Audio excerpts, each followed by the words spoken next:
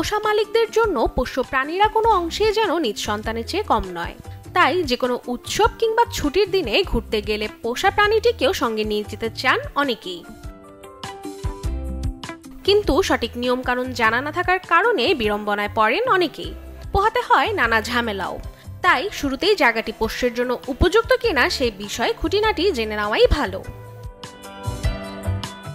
তবে সেই ক্ষেত্রে পশু চিকিৎসকের পরামর্শ নিতে হবে সবার আগে।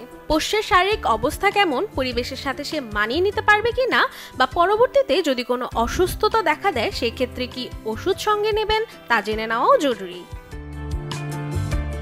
পোষ্য সব জায়গায় খাপ খাইয়ে নিতে পারে না, তাই তার জন্য প্রয়োজন আরামদায়ক ক্যারিয়ারের ব্যবস্থা, যা কিনা ট্রেন, বাস কিংবা প্রাইভেট গাড়িতেও খুব সহজে বহন করা যায়। এর সাথে আরও প্রয়োজন পোষ্যের পরিচয়পত্র।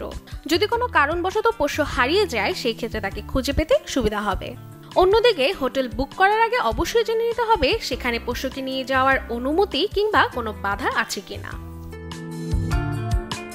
ভ্রমণের সময় বিশেষভাবে নজর দিতে হবে পোষ্যের খাবার ও পানীয়ের উপর, কেননা খাদ্যাভ্যাসের অনিয়ম যে কেবলমাত্র পোষ্যকে দুর্বল করে তা নয়, বরং এটি স্বাস্থ্যের জন্য পরবর্তীতে ভোগান্তি সৃষ্টি করতে পারে। Desk report, channel 24।